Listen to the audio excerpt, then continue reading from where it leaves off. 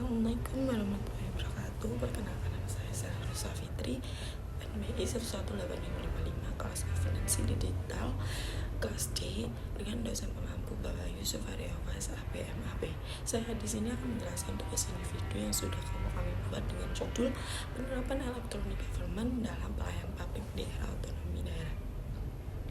Fungsi penyelenggaraan pemerintah yang dilakukan oleh aparatur pemerintah, yaitu pelayanan publik.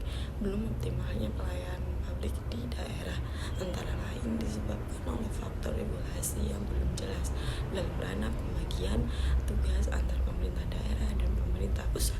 Sebagai dasar hukum otonomi daerah di Indonesia saat ini, Undang-Undang Nomor 32 Tahun 2004 tentang pemerintahan daerah belum mengatur pembagian yang jelas antara pemerintah pusat, provinsi, dan kabupaten atau kota. Dalam menangani suatu urusan, jadi yang terjadi ialah adanya kecenderungan saling klaim antar institusi pemerintah di atas dengan di bawahnya. Dampak buruk dari tidak jelasnya pembagian tugas itu membuat terjadinya tumpang tindih atau terbengkalainya suatu urusan yang menyebabkan pelayanan publik tidak berjalan dengan optimal. Maka ada langkah strategis yang meningkatkan kualitas pelayanan publik antara lain pertama, membangun budaya melayani di kalangan birokrasi. Dilihat dari semangat yang terkandung di dalam UU Nomor 22 Tahun 99 maupun UU Nomor 32 Tahun 2004 tentang pemerintahan daerah. Kedua, membangun kesadaran bahwa fungsi utama pemerintah daerah ialah memberikan pelayanan pada masyarakat, bukan lagi sebagai promotor pembangunan seperti pada era UU Nomor 5 Tahun 1974. Ketiga, memperkuat unit-unit organisasi yang berhadapan dengan masyarakat, dinas, kecamatan, ataupun kelurahan. Keempat, memperkuat dan meningkatkan kualitas orang-orang yang memberikan pelayanan langsung kepada masyarakat atau disebut dengan front line officer. 5. Mengembangkan unit-unit organisasi pelayanan agar dekat dengan konsumen atau dengan konsep close to the customer. 6. Mengembangkan sistem pelayanan atau disebut dengan one stop service dan atau one stop service yang sesungguhnya. Kemudian mengembangkan survei kepuasan pelang masyarakat.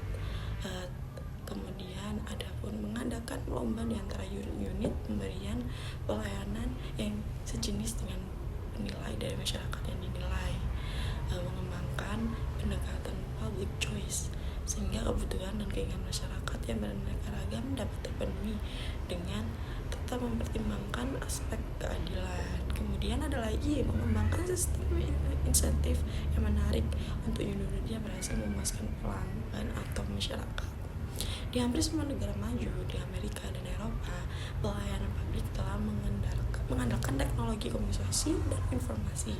Artinya semua proses pelayanan publik dapat diakses oleh seluruh warga negara secara terintegrasi dengan cepat. Sistem pelayanan tersebut dikenal dengan sebutan electronic government atau disebut dengan e-government system.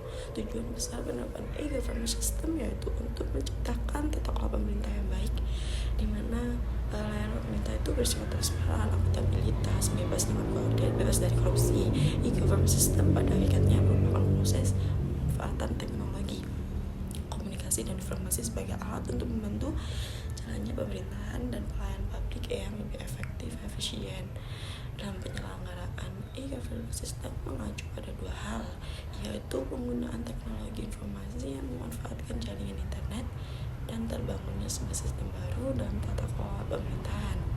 Namun sayangnya selama ini penafsiran penggunaan teknologi elektronik hanya sebagai alat manual dengan komputer sebagai sarana pelayanan di lembaga penyediaan layanan publik.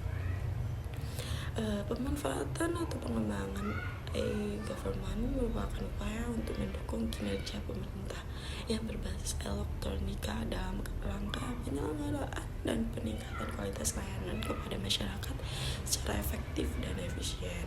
Melalui pengembangan dan penerapan e-government dilakukan penataan sistem dan manajemen dalam proses kinerja lingkungan instansi pemerintah, khususnya instansi yang melaksanakan fungsi pelayanan publik. Ada permasalahan kompleks yang dihadapi dalam penerapan e-government system untuk perbaikan tata kelola pemerintah. Masalah utamanya ialah resistensi dan kebimbangan saat menyiapkan menggunakan inovasi untuk mendobrak kebiasaan lama. Merangkum dalam 3 aspek besar permasalahan dalam penerapan e-government system, yaitu yang pertama aspek budaya, resistensi dalam penolakan dari masyarakat dan jajaran aparat pemerintah terhadap e-government system, kurangnya kesadaran pada pemanfaat dan penghargaan terhadap teknologi yang dipergunakan dalam e-government system, serta keengganan berbagi dan informasi agar terintegrasi secara nasional di seluruh lembaga penyediaan layanan publik. Kedua, aspek kepemimpinan, terjadi konflik kepentingan di tingkat pemerintah pusat dan daerah. Sekian dari saya. Wassalamualaikum warahmatullahi wabarakatuh.